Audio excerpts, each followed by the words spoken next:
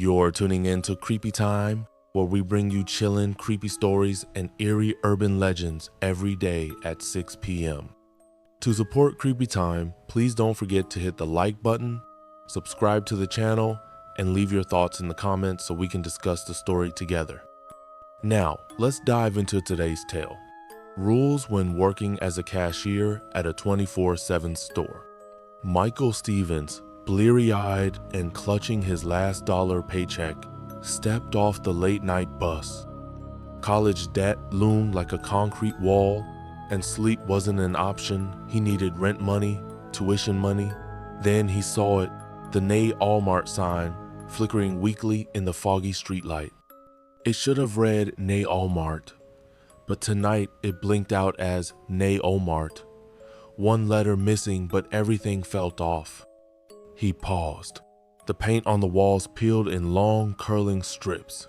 The glass door stared back, heavy with condensation and something else, a greasy sheen that reflected every fluorescent flicker. With a shudder, he pushed inside.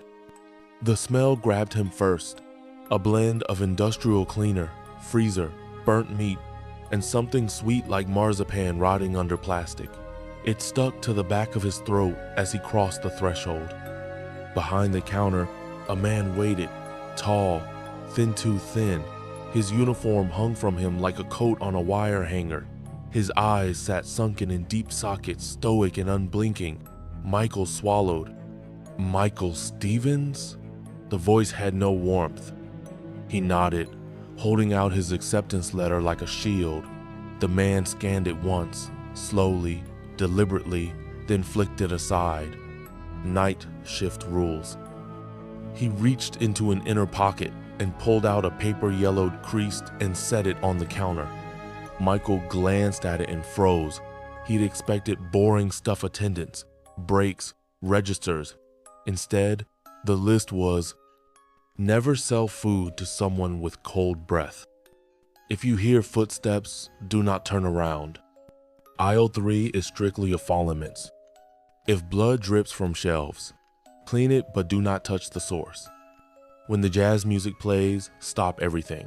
Don't breathe, don't blink. He looked up. The guy Blackwood regarded him steadily. These rules aren't suggestions, he said. They save lives. Michael smiled, uneasy, but nodded anyway. He was too tired to argue. The job would pay $25 hour, enough. The clock turned midnight. Michael wandered the empty store, long aisles under buzzing fluorescent lights, snack racks, produce bins, frozen meat doors. Occasionally, a college student grabbed ramen noodles. A lone trucker bought coffee. The normalcy was comforting, until a soft scraping came from aisle 3, soundlessly like fingernails being dragged across ceramic tile. He paused, heart hammering, and immediately heard the words in his head. Aisle 3 is off limits. Rational? Number necessary? Maybe. He kept walking, right past aisle 3, eyes forward. That was enough. 3 in the morning, and suddenly saxophone riffs filled the store. Otter radio jazz track? But music wasn't scheduled. Michael's blood froze. He obeyed. No movement, no breath deeper than a whisper, no blinking. He stared ahead, flinching with every note. The song ended. He gasped. Standing for 3 minutes felt like hours. When he finally moved, his legs shook. He cleared his throat and continued ringing through the night. No more jazz came on. Nothing else happened. Safe, maybe, but shaken. I once knew someone, Sam, who took a night shift job at a hospital. He said the worst part wasn't emergencies or management, but the silence in the locked corridors. The HVAC hummed like a monster breathing. A door in radiology would click, even though locked. No answers, just fear. That's what these rules felt like. Maybe they started as jokes or superstitions, but someone believed them enough to write them down and enforce them. By sunrise, Michael couldn't remember the last time he'd blinked. His shift blurred into exhaustion. Blackwood returned at 6 o'clock a.m. sharp. The fluorescent lights flickered back on for the day shift. Michael handed over a spare keys and the rule sheet. "Next shift's Thursday," Blackwood said. Michael wanted to ask why the rules existed, but the moment faded, swallowed by his fatigue. He nodded, faked a grin, and left the store without touching the door frame. By his second shift, Michael thought he'd grown used to the stillness, the fluorescent buzz, the emptiness between 2 and 4 a.m. when not even the night owls showed up. But there's a difference between solitude and isolation, and the latter, it starts to eat at you. He kept hearing the hum of freezer doors, even when he wasn't near them. It was subtle at first, barely there, whispers of motion in aisles he knew were empty. He'd glance sideways and catch nothing, but then came the carts. Around 3:20 that morning, Michael returned from stocking energy drinks, only to find a shopping cart blocking his way. He hadn't seen anyone push it there. It stood in the center of aisle 4, perfectly still, wheels slightly turned as if it had stopped mid-journey. At first he thought, probably a customer. Maybe someone ran to grab something and left the cart, except it was empty. No bags, no groceries, just sitting there, waiting. Michael reached for it hesitantly, remembering rule number nothing about carts, but also rule number 3 about aisle 3, and the note about abnormal object placement. He gripped the handle, metal cold as ice. He wheeled it slowly back toward the entrance, listening to its squeaking wheels, and the whole time, he felt like he was being watched. That sensation, that creeping feeling someone's behind you, not quite close, but there became his constant companion. Similar real-life cases that I have been sent by viewers are, when I was 19, I worked a delivery job, midnight shifts. One night, I returned to a loading bay at 2:30 a.m. I swear I heard footsteps on the gravel behind me, but when I turned, no one was there. Rational explanation? Sure. Overactive senses? Probably. But that feeling didn't care. And Michael felt it too. As he parked the cart near checkout, the store's intercom crackled. A burst of static, nothing more. But the lights flickered and every aisle camera cut out simultaneously. He stood dead still, frozen. A minute passed. Then 2. Finally, the cameras rebooted. Aisle 3's feed glitched violently. White noise. Then pitch black. Michael checked the door. Locked. Checked the time. 3:33 a.m. The shift wasn't even half over. Hours later, Blackwood's words echoed louder in his head. Don't trust quiet aisles. By 5 o'clock a.m., Michael was exhausted. He stood at the counter fighting sleep. Then, he saw her. In the corner of the store, near pet supplies, stood a woman. She wore a blue dress, long, heavy fabric not modern at all. In her hands, she held a wicker basket. Inside were slabs of meat, raw, red, dripping onto the white tile. Michael's mouth went dry. She didn't move, didn't blink. She stood there perfectly still, staring not at him, but past him. Rule check, nothing about women in blue dresses. But rule number 1 flashed bright in his brain. Do not sell food to anyone whose breath is cold. How do you check someone's breath from across a store? Michael thought about calling out, but she smiled. And that smile wasn't human. At this point, Michael's logical mind broke down. And honestly, who could blame him? There's a reason so many people, when facing something impossible, just freeze. In psychology, it's called tonic immobility, a shutdown response when fight or flight fail. When I covered small-town cult stories years ago, survivors often describe moments of paralyzing confusion, seeing their neighbor act unnaturally, watching normal rules stop applying. Their brains just locked. That's where Michael was. His survival depended on inaction. Back in the store, he watched. She took a step forward. Her basket swayed. Her feet didn't quite touch the floor. Michael backed behind the register. She approached. His heart hammered. Then the intercom crackled again, and jazz started playing. Michael didn't move. He knew better.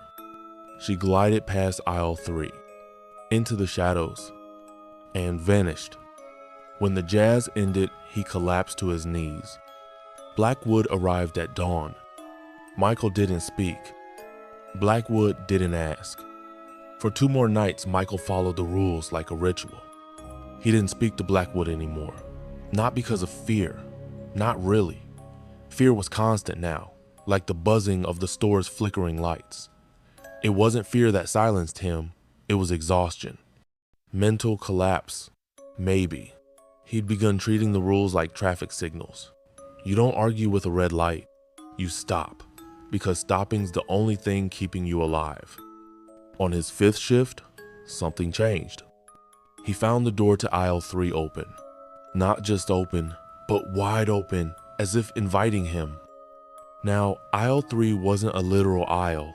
That's what he'd misunderstood. Customers couldn't enter it.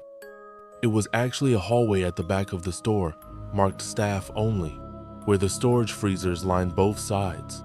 Cameras didn't cover the entire length. Halfway down, the feed always cut out. That hallway was aisle 3. And now, its door stood open. Michael stood there, staring, as his brain fought itself. If this were a movie, he'd have done the smart thing, backed away, locked the door, and quit. But curiosity isn't a switch you can turn off. Curiosity's a slow poison, and Michael had been drinking it for days. He stepped inside. Behind him, the door creaked shut. At first, nothing seemed strange, just a narrow corridor of metallic freezers, their digital locks blinking steady green. But then he noticed the air. It wasn't just cold, it was wrong.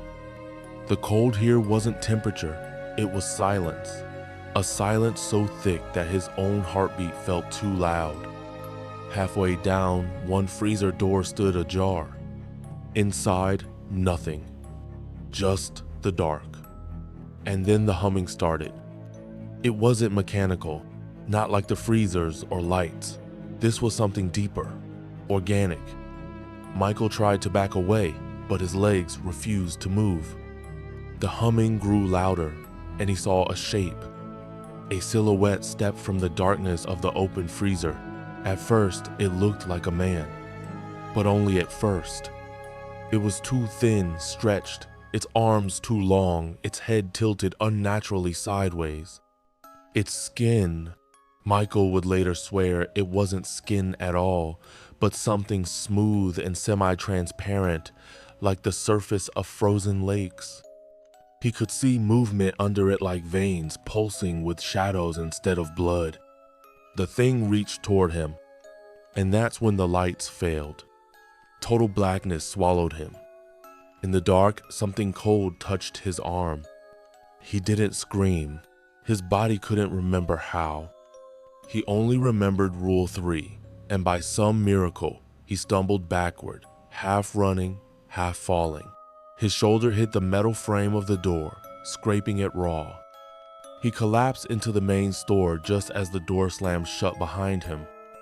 Blackwood found him lying on the white tiles, gasping for breath, his eyes blank.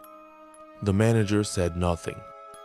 He dragged Michael up by his uniform, brushed the dust off his shoulders, and said quietly, "Now you know." That was the entire conversation. Michael never asked why aisle 3 existed, because he'd seen the answer. Later, when he sat alone in the break room, clutching his now bloody uniform sleeve, he noticed something he hadn't before. The freezer door in aisle 3, the one left ajar, was padlocked from the inside. From the inside. And that night, for the first time, Michael wondered if quitting was even possible. Because something told him that once you entered aisle 3, the store didn't let you leave. Not really. At first glance, this part of Michael's story sounds impossible. Locked doors opening themselves, shadow-thin figures lurking in freezer corridors. But fear doesn't care about plausibility. Across the world, countless places, hospitals, subway tunnels, factories report almost identical encounters, figures in the dark, sounds that shouldn't exist, doors closing on their own. Back in 2016, an urban explorer I interviewed described breaking into an abandoned meatpacking facility in Detroit. He said the freezer still worked, despite no known power connection. Lights flickered in cold rooms, chains clattered in silence, and somewhere deep inside, someone or something was breathing. Of course, police dismissed his claims, and maybe they were right. Or maybe aisle 3 wasn't so unique after all. Michael didn't quit. Instead, he came back the next night. Why? Because terror doesn't always lead to escape. Sometimes it chains you down. By then, the store felt like a maze he couldn't solve. Blackwood seemed less like a manager and more like a warden. Michael barely slept. When he dreamed of glassy hands dragging him back toward that freezer door. But quitting wasn't an option. Not anymore. Sleep didn't help anymore. Michael stopped trying to rest between shifts. He would lie in bed, staring at the cracks in his ceiling, hearing phantom footsteps pacing just outside his door. His dreams weren't dreams. They were memories. Memories of the freezer's open door, of the figure that moved like melting glass, of the touch-cold, sticky patient that still burned on his arm. He washed, but the sensation never left. The next shift didn't begin with the clock in. It began with silence. When he arrived, Blackwood wasn't waiting at the front counter. The store lights were dimmer than usual. His first instinct was relief. Maybe it was over. Maybe the store had closed without telling him. Then, from the far end of the building, Blackwood's voice echoed. Staff meeting, back room. It wasn't a request. Michael followed the voice. In the back storage area, past the frozen food and dusty shelves, he found Blackwood standing beside a large metal door Michael hadn't seen before. It wasn't labeled.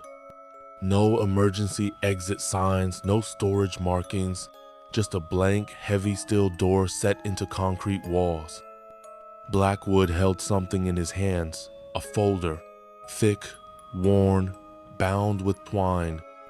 We're out of time, Blackwood said simply, as if explaining a restock shortage. Then he handed Michael the folder. Michael hesitated, but opened it. Inside were photographs, not of products or staff, not surveillance images. They were crime scene photos. Aisle 3, blood on tile floors, strange symbols drawn in thick smears across freezer doors, a metal table under bright overhead lights, chains bolted to its legs, tools. Old surgical tools, sharp and blackened with rust, a date scrawled in the corner of each photo. Michael's stomach turned. These were the first disappearances, Blackwood said softly, as if reciting scripture. 6 night shift workers, one by one, all vanished, only the blood patterns left behind. Michael turned the next page. Another photograph, a man, young, pale, eyes glassy, skin peeled open down his forearms, marking symbols cut into the skin, not letters, not words, just shapes. Clean, deliberate, horrifying. This was the last one they found. Michael closed the folder and stepped back, trembling. What is this? Blackwood watched him without blinking. This is your training. The manager turned, placing a key card against the steel door. It clicked open. He stepped inside. Michael should have run, but he followed. The air changed immediately. If the front of the store smelled like freezer-burned meat and chemical cleaners, this room smelled like something much older, like stone, blood, and dust. Not the metallic tang of blood from a fresh cut, but old blood, the kind dried into stone after decades. The room was circular, a surgical suite, but not modern. Ancient tools hung from the walls, their hooks and blades glinting in the dim red emergency lights. At the center of the room stood a table metal, rusted, bolted to the floor. Around it, symbols carved into the concrete itself, symbols Michael recognized now from the photographs. This was not a place where medicine happened. This was a place where something was fed. Michael backed against the wall. "I'm not doing this." Blackwood turned, expressionless. "You already have." A sharp pain shot through Michael's neck. Before he could scream, the darkness took him. When he woke, he was strapped to the table. The cold metal bit into his back. He tried to thrash, but leather straps held his wrists and ankles in place. His breathing became shallow, panicked. He turned his head and saw them. Figures in dark uniforms, faces hidden behind surgical masks, not clean ones, but masks stained with something black, soaked into the fabric. Among them stood Blackwood. His voice, when he spoke, was calm. "You've been chosen, Michael." "Please," Michael whispered, his voice hoarse. Blackwood's eyes flat, depthless, watched him as if he were a lab rat. "The store demands a gift, every cycle, every 13 years, to keep its doors open, to keep it from spreading." Michael struggled harder, wrists scraping raw against the straps. "I'll give you anything. Money, information. I won't tell anyone. Just let me go." Blackwood tilted his head. His voice was almost kind. "We don't need what you have. We need what you are." One of the masked figures stepped forward. In gloved hands, it held a knife. Not a surgical scalpel. Older, cruder, forged, not manufactured. The blade reflected the dull red lights. Michael's mind snapped. He screamed. His screams echoed long after the cut silenced him. When Michael woke again, it wasn't in the store. It was in a hospital. A real one. Bright fluorescent lights. Clean air, the beep of a heart monitor beside him. His left arm was gone. From just above the elbow, wrapped in white bandages, a nurse stood beside him, gentle, efficient. "You're lucky to be alive." He didn't feel lucky. The police came. Not uniformed officers, detectives. They asked what he remembered. He told them everything. They didn't believe him. Not completely, but someone else did. One detective, Jenkins, lingered after the others left. He placed a file on the bedside table. Inside, satellite images of the supermarket, older crime scene reports, notes. "You're not the first," Jenkins said quietly. "We've tracked disappearances linked to that site back to the 1920s. It used to be a morgue, then a warehouse, then a lab, then the store." He paused. "And it's not just the store." Jenkins leaned closer. "It's the land." In the days that followed, Michael learned too much. Nay, Walmart wasn't a store. It was a containment, built and rebuilt over decades by people who understood just enough to keep the door closed, but not enough to understand what they were locking away. Every 13 years, something inside stirred, and when it did, blood was the price. He hadn't been the first sacrifice attempt. He wouldn't be the last. Weeks passed. His physical wounds healed faster than his mind. Michael couldn't sleep, couldn't eat, couldn't think. Then, one morning, he found the envelope, pushed under his apartment door. No sender. Inside, a single note, 3 words, "You belong here." And below it, the Nay Walmart employee badge. His badge. Clean. New. Waiting. For weeks, Michael tried to pretend it was over. He stopped answering calls, moved into a friend's empty apartment across town, a place without memories. He threw out the badge, or he tried to. It came back, twice. Once pushed under his door, once left neatly in his mailbox, wrapped in brown paper, smelling faintly of bleach and rust. He left town eventually, driving aimlessly for hours, ending up in cheap motels where he sat awake in the dark, listening for sounds he hoped he wouldn't hear. He thought about the hospital, the missing arm, the detective who had believed just enough to scare him more. It's the land. That phrase looped endlessly in his head. If Jenkins was right, there was nowhere to run. But even worse, Michael wasn't sure he wanted to. Because fear wasn't the only thing that followed him. He dreamt of the store now, not the nightmare kind. In the dreams, it felt like home. He'd walk the aisles in perfect silence, tracing the shelves like old memories. He could feel the hum of the freezers, the pulse of the back hallway, the weight of the air when the lights flickered. He never saw Blackwood, or the thing from aisle 3. Only empty aisles stretching forever, silent, waiting. In the third week, Jenkins called again. Michael almost didn't pick up, but the detective's voice was urgent, tired, and scared. "They're looking for you." Michael knew exactly who he meant. Not just the people, Jenkins added quietly, the store. That was when Michael understood. This wasn't over because it was never going to be over. Blackwood hadn't picked him randomly. He'd been marked. The next night, he went back. Not to work, not to talk. To end it, at least that's what he told himself. The parking lot was empty. The building stood as it always had, half lit, half forgotten. The neon sign flickered, some letters burned out, spelling nothing coherent. But the entrance door was unlocked.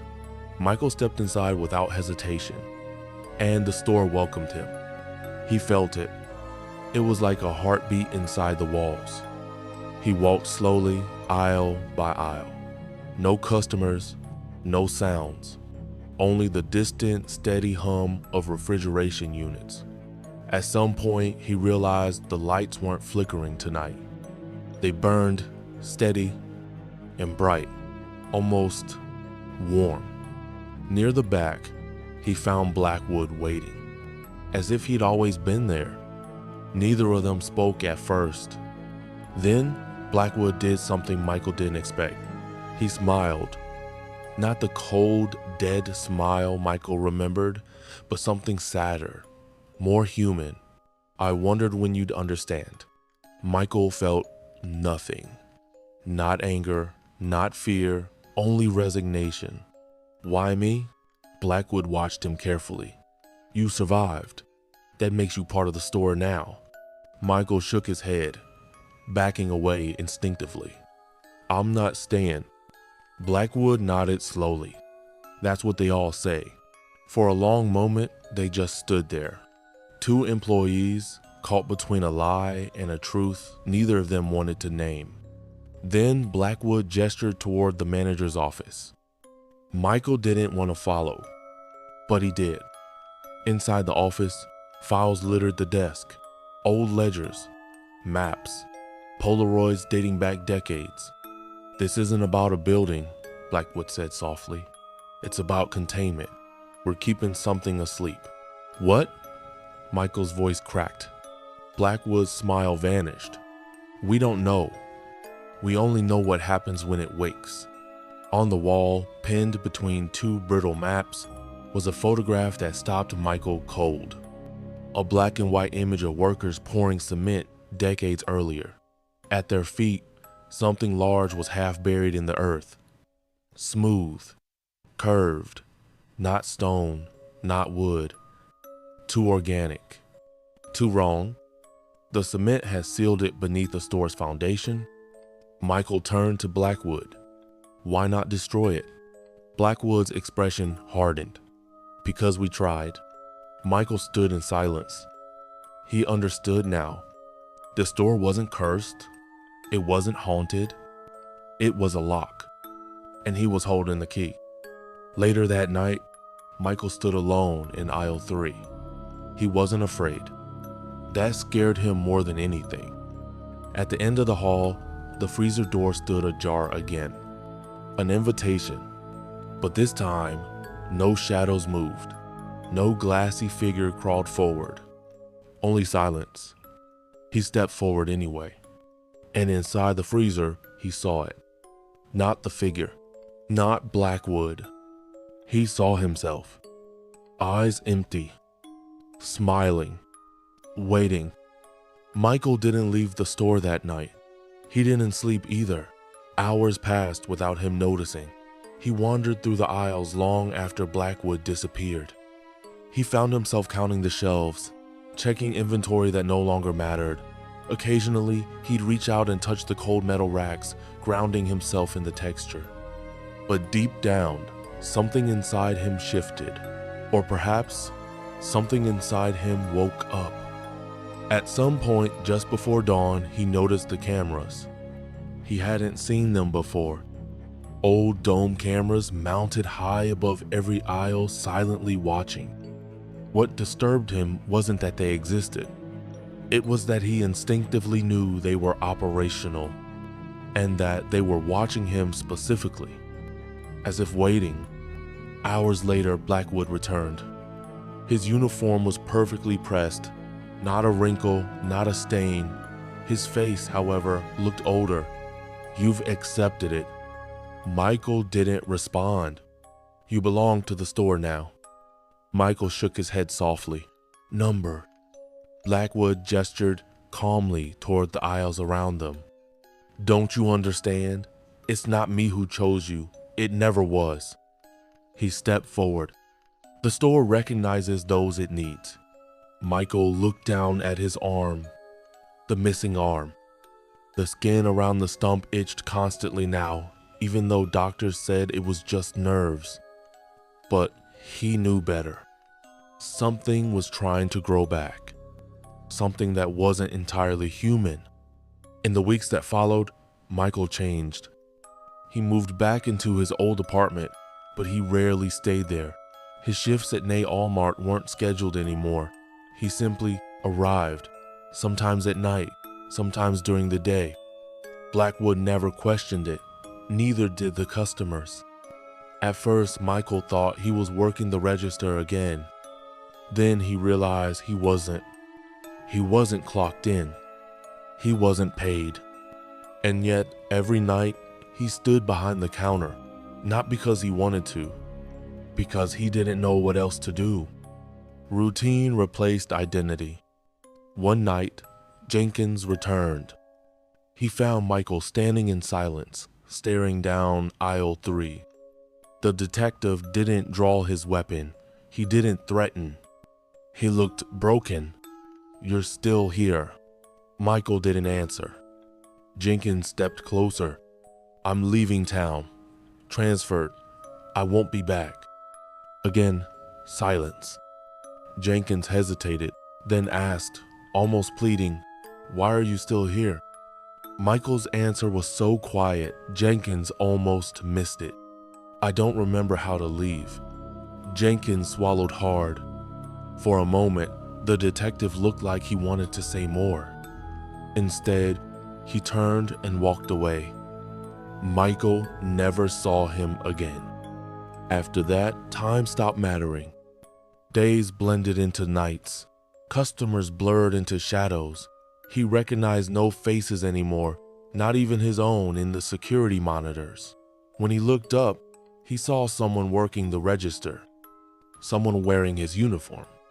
He wasn't sure it was him. At some point, Michael began hearing the hum of the freezers in his dreams. Only now, the hum sounded familiar. Comforting. One night, Blackwood approached him again. But this time, Blackwood was smiling. Not the sad smile from before. This was different. You've adapted. Michael said nothing.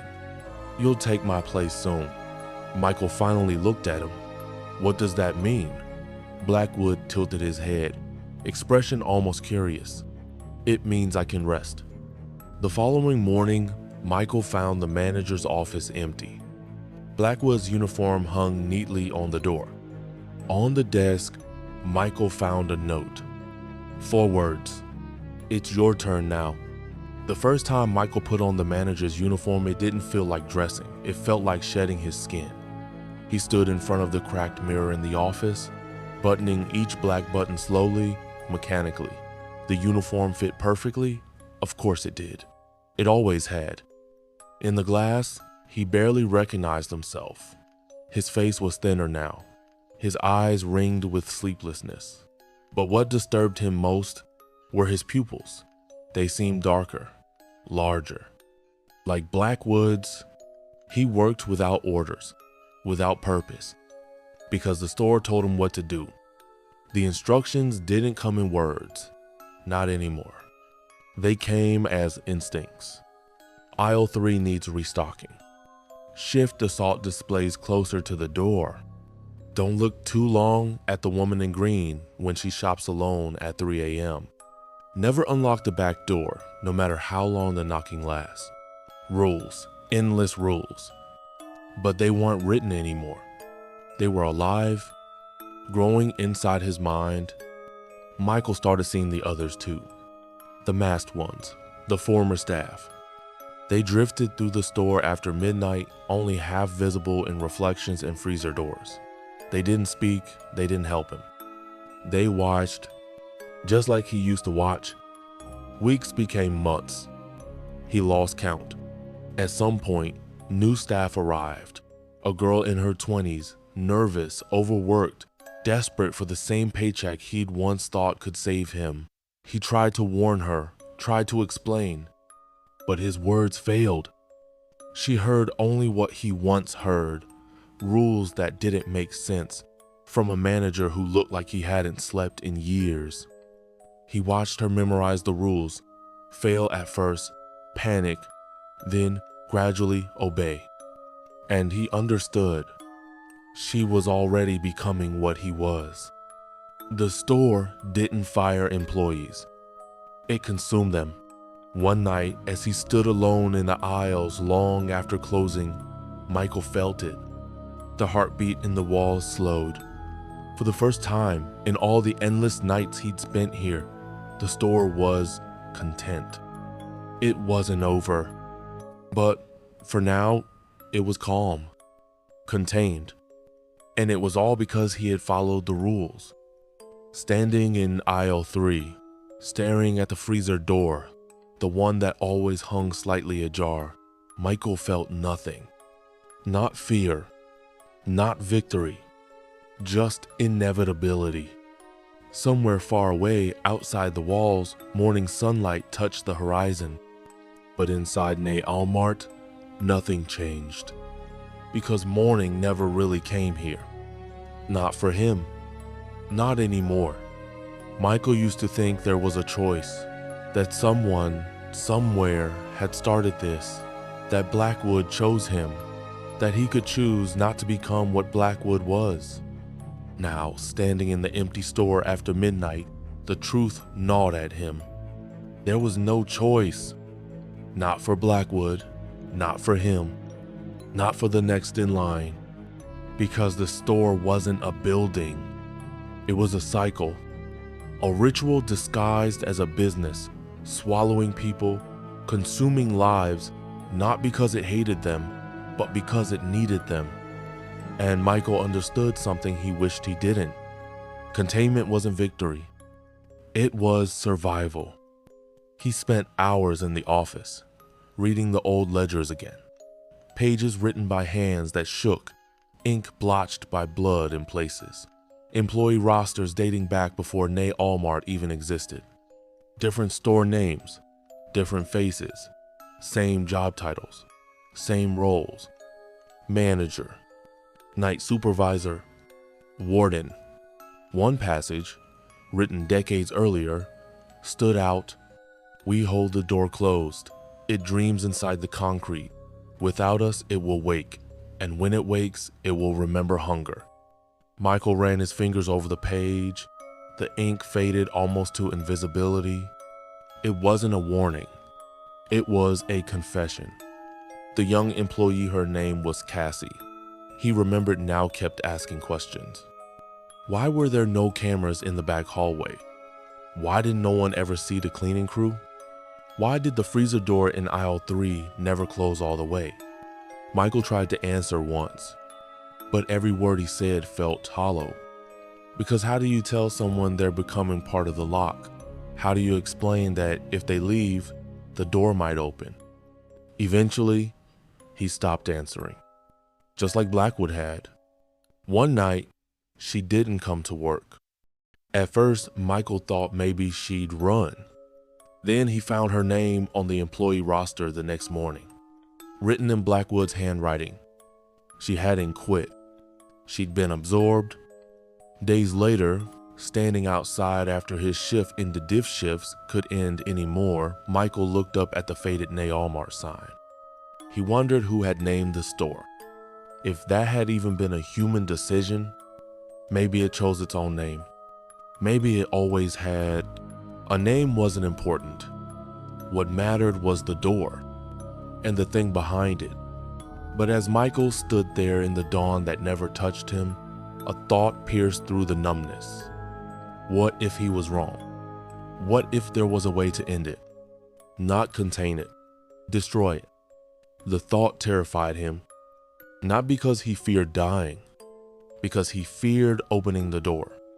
It didn't start with screams or alarms. In fact, when it happened, it was so quiet that Michael thought for a moment he'd imagined it. But Noth's freezer door in AO3, the one that had always hung slightly ajar, was now sealed completely shut. Not just closed, but locked in a way that felt deliberate, final. No mist leaking out. No invisible presence watching from behind the door. Just silence, oppressive, and absolute. He stood there longer than he should have, staring at it, waiting for something, anything. Nothing came. He felt no relief, only dread, sharper and colder than the air that once drifted from that door. Something had changed, and not for the better. In the quiet of the manager's office, he turned again to the ledgers. Those pages written decades ago by hands that, like his, once trembled under the weight of understanding. They weren't journals anymore. They were instructions. Emergency protocols for a situation that no one before him had ever survived long enough to witness. There, buried beneath inventory lists and shift schedules, were fragmented lines of what he realized now were warnings disguised as guidance. If the door closes by itself, the cycle is broken. Prepare the words. At first, he thought he misunderstood, but then came the silence. The hum of the freezers, once a constant, rhythmic drone in the background, had ceased. There was no heartbeat anymore. And that wasn't a good sign. It meant the store was changing. Or worse, it meant the store was waking up. He waited in aisle 3 for 3 nights, unsure whether to pray or panic. On the 4th night, at exactly 3:03 a.m., the sealed door unlatched without sound. He watched it swing open fully, smooth as glass, revealing something that should not have been possible. A black corridor stretching beyond the freezer racks, disappearing into the darkness below the store. No mist, no sound, only cold air, dry and sterile, washing over him. He didn't hesitate. He stepped inside. The corridor wasn't made of concrete. Its walls were rough stone, slick with condensation. They pulsed faintly, not like mechanical humming, but organic, like muscle tightening under skin. The deeper he walked, the more oppressive the cold becameno, physical cold, but something deeper, like the air itself, was dead and heavy. The heartbeat returned here, deeper, slower, so faint he might have imagined it, but he knew he didn't. At the end of the corridor, Michael found the chamber. It wasn't vast, it wasn't grand, it was intimate and terrible. In the center of the stone room lay the thing the store had always been built to contain. Not a creature, not a spirit, a structure, or perhaps an anatomy. A curve of something like bone, massive and wrong, partially fused into the earth itself. It didn't move, but it pulsed with life, like a sleeping lung or a listening ear. Michael approached without knowing why. His mind screamed to flee, yet his body moved forward. It wasn't asleep, he realized. It was listening. In that moment, he remembered the oldest line from the ledgers. We hold the door closed, but the door is not a lock. The door is an eye, and when it opens, it does not see. It remembers. He understood now. This wasn't a door in the traditional sense. It wasn't about keeping something in. The store itself was a sensory organ for whatever this thing was, a blind eye buried in the stone, dreaming through the aisles above. And now, after decades or centuries, it had begun to remember. Michael spoke then, though he didn't know the words. They came from somewhere deeper than memory, forced from his throat like instinct. The language was older than speech itself. He didn't know if he was giving commands or begging for mercy. He didn't know if the thing could understand. But when he stopped, the pulsing slowed, just slightly. The silence that followed wasn't peace. It was attention. Something now knew he existed. He didn't remember leaving the chamber. One moment he stood beneath a bone structure. The next, he was back in aisle 3, the freezer door swinging shut behind him with a finality that made his skin crawl. That was 3 nights ago. Since then, the store has been silent. The lights still burn, the shelves are still stocked. But nothing comes in, nothing leaves. The store isn't working anymore. It's waiting. And Michael knows he's not the warden. Not anymore. He's the next message. Whatever sleeps below is listening. And soon, it might decide to speak. 3 days after the door closed, Michael stopped waiting for customers. He sat at the register because there was nowhere else to be, not because there was anything to sell. The store no longer functioned like a business. It didn't need to. It had what it wanted. Him. He no longer wondered whether Blackwood had chosen him. He understood now that none of them were chosen. The store didn't pick people. It simply found them, the way a trap finds what it waits for. Sometimes he'd find himself walking the aisles without realizing it, counting shelves, restocking, inventory of products no one would ever buy. These were rituals, not tasks. He did them because he didn't know how to stop. Late one night, he looked at himself in the reflection of the glass doors at the store's front entrance. His uniform hung loosely on him. His skin looked gray. His eyes were darker. He could still remember his name, Michael, but it didn't feel like it belonged to him anymore. It was someone else's memory wearing his face. Behind him, the aisles stretched into forever. He wondered how long it had been since a customer last came in. A week, a month, or had it been only hours? Time meant nothing here. He tried once to walk out of the store. He managed to reach the parking lot before the sickness hit. Every step felt like pulling glass through his veins. His vision blurred, his ears filled with the hum of the freezers, even though he was outside. The store wasn't just a building anymore. It was inside him. He turned back before he collapsed. Since then, he stayed inside and waited, but he's not sure what for. Sometimes he dreams of the thing beneath the store. He dreams of its shape, its impossible size. He dreams of the moment it remembered him. He wonders if it dreams of him too. Maybe that's all he is, a character in something else's dream. Sometimes he thinks about Cassie, about Jenkins, about Blackwood. Did they fight it? Did they accept it? Did they have the same moment of clarity when they realized they were never managers, never employees, never anything more than bricks in a wall that was never meant to be broken? He thinks he understands now. He was never meant to save anyone. He was meant to become part of the lock. But the question that haunts him, the one the ledgers never answered, is whether the lock is holding something in or keeping everything else out. He knows now that the silence isn't peace, it's patience. And when the door opens again, he won't be here to stop it. He'll be part of it. Sometimes, in the quiet, Michael hears footsteps echo through the aisles. Not customers, not staff, just the sound of something moving, something that isn't human anymore, but still pretends to be. Maybe it's Blackwood, maybe it's Cassie, maybe someday someone will hear Michael's footsteps after he's gone. The store always finds new employees, even if they don't know they've been hired. Somewhere beyond the glass doors, dawn comes again. The sun rises, indifferent. People walk past the parking lot, never looking inside. Because to the outside world, Nay Allmart is just another failed convenience store. Abandoned, forgotten, but Michael knows better. It's waiting. And so is he. Because one day, the door will open. And this time, it won't close. At its core, this story isn't just about a haunted store or a cursed night shift. It's about the quiet horrors of cycles we can't escape.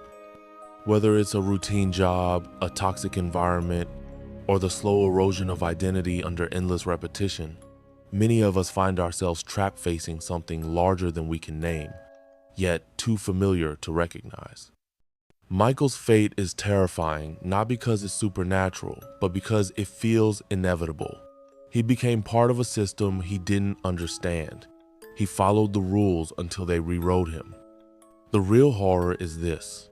Sometimes the most dangerous prisons don't have walls. Sometimes they're built from habits, from silence, from waiting for something to change that never will. So if there's a lesson to take from Michael's story, it's this. Pay attention to the routines that shape you. Question the rules you're told to follow.